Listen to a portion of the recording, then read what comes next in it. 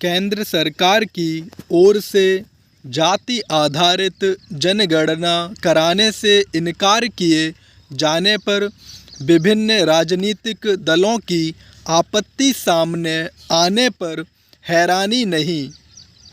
आपत्ति जताने और जाति आधारित जनगणना को जरूरी बताने वालों में केंद्र सरकार में साझीदार दल जनता दल यू भी है।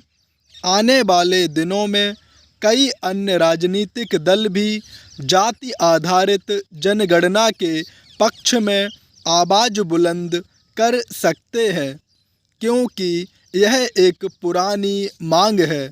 भले ही केंद्र सरकार यह तर्क पेश कर रही हो कि पहले भी जाति आधारित जनगणना न होने के कारण आगे भी ऐसा न किया जाना ठीक होगा, लेकिन यह कोई ठोस आधार नहीं।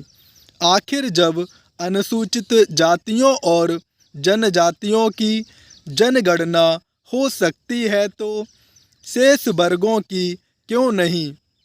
यह धारणा सही नहीं कि जाति आधारित जनगणना होने से सामाजिक ताना बाना प्रभावित होगा। जब अनुसूचित जातियों और जनजातियों की जनगणना से सामाजिक समरसता प्रभावित नहीं होती तो फिर इस नतीजे पर पहुंचने का क्या मतलब कि अन्य जातीय समुदायों की जनगणना से ऐसा हो जाएगा। जाति भारतीय समाज की एक सच्चाई है जिसकी कोई अनदेखी नहीं कर सकता, सरकारें भी नहीं।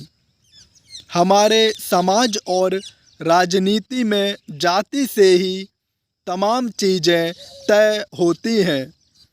क्या केंद्र सरकार इससे परिचित नहीं कि सभी राजनीतिक दल किस तरह जातीय समीकरण देखकर अपनी चुनावी रणनीति बनाते हैं?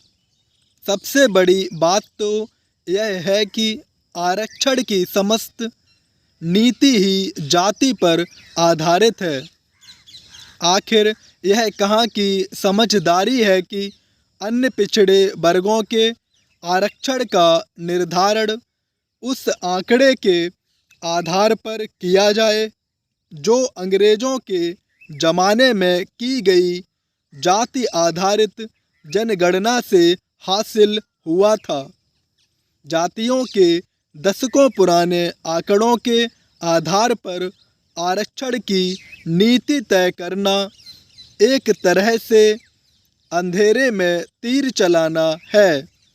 क्या यह आवश्यक नहीं कि आरक्षण का निर्धारण ताज़ा आंकड़ों के आधार पर किया जाए? ऐसा करने में आरक्षण की नीति को और अधिक तार्किक बनाने में मदद मिलेगी।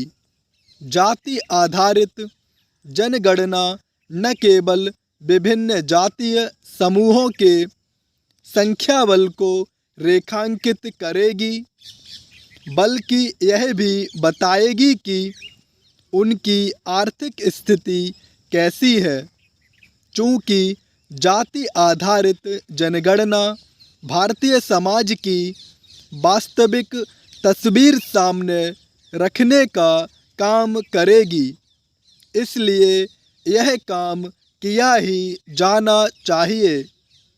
उचित यह होगा कि केंद्र सरकार जाति आधारित जनगणना न कराने के अपने फैसले पर नए सिरे से विचार करे, क्योंकि तमाम नीतियों का सही तरह निर्धारण तभी हो पाएगा जब यह पता चलेगा कि हमारे समाज में विभिन्न जातियों की क्या स्थिति है। भारतीय समाज में विभिन्न पंथों की तरह तमाम जातियां समाहित हैं। इस सच से इनकार करने का कोई मतलब नहीं।